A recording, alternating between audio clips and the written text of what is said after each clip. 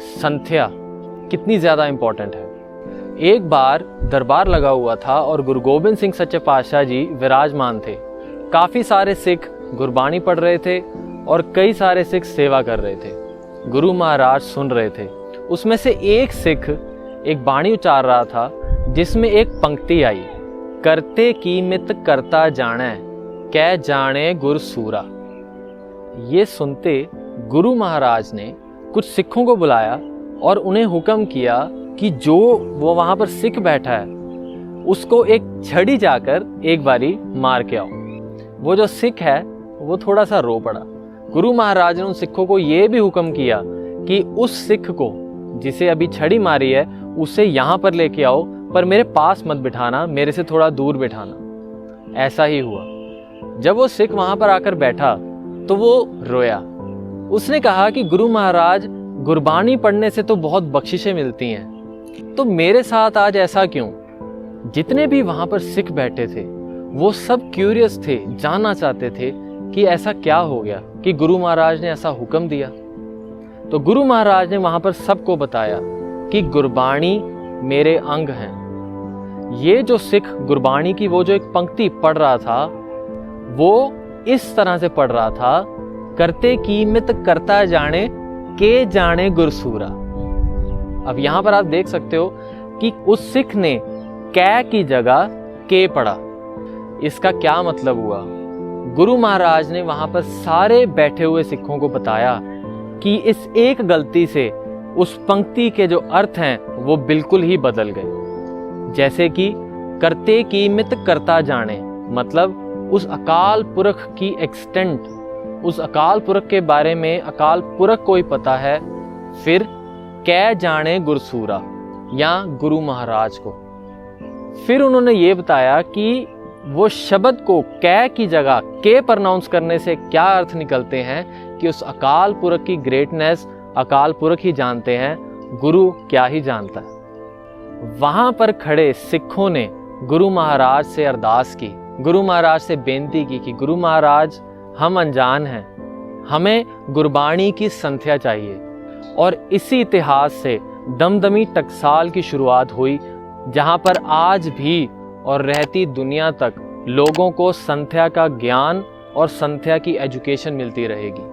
आगे 6वें पातशाह श्री गुरु हरगोबिंद साहिब जी दरबार लगा हुआ था और गुरु महाराज ने संगत को कहा कि कौन है जो मुझे जपजी साहिब का शुद्ध पाठ सुना कर दिखाए। हालांकि सारी संगत में सारे सिख नितनेमी थे, बाणियां कंठ थी, पर एक सिख खड़ा हुआ।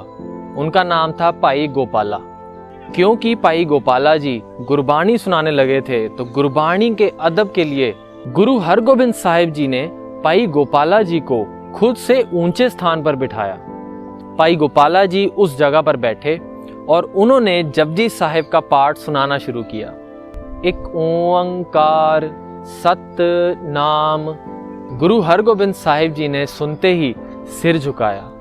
भाई गोपाला जी जपजी साहिब सुनाते रहे और गुरु हरगोबिंद साहिब जी इतने ज़्यादा खुश हुए कि गुरु महाराज मन ही मन ये सोच रहे थे कि इस सिख को, भाई गोपाला को मैं क्या दूं? लंबी उम्र दे दूं, 4 जुगों की उम्र दे दूं, रिद्धियां सिद्धियां दे दूं, करामाते दे दूं, सचखंड स्वर्ग का राज दे दूं, बैंकुंठ में स्थान दे दूं, ब्रह्मलोक में भी रह नहीं पाएगा, तो मैं क्या दूं? सबसे बड़ी चीज इस पूरी सृष्टि में क्या हो सकती है? गुरु महाराज के मन में आया वो तो सिर्फ एक ही है, गुरता गद्दी। भाई गोपाला को मैं गुरता गद्दी दे दूं। गुरता गद्दी देने के लिए गुरु महाराज ने जैसे ही अपना गोडा उठाया, वो टाइम था जब जपजी साहिब की आखिरी पौड़ी चल रही थी।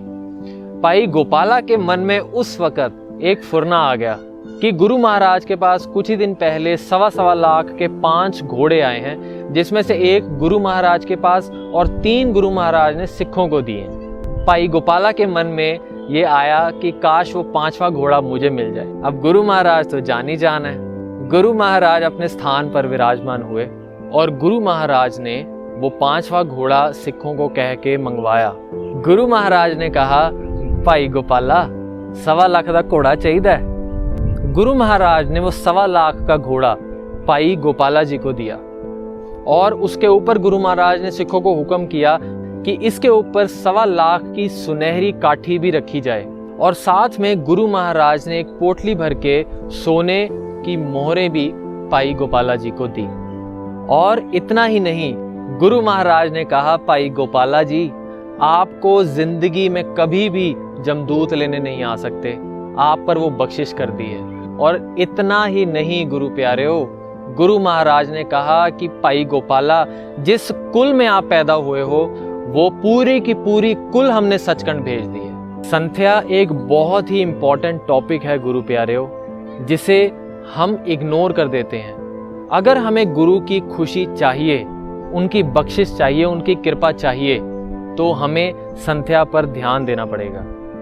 और इसी से ही गुरु महाराज की बेअंत कृपा से ऑल अबाउट सिक्खी एक नया इनिशिएटिव, एक नई सेवा शुरू करने जा रही है, जिसकी शुरुआत होगी जपजी साहिब संध्या सीरीज से, जहां पर हर सैटरडे लाइव सेशन में पौड़ी बाय पौड़ी संध्या कराई जाएगी।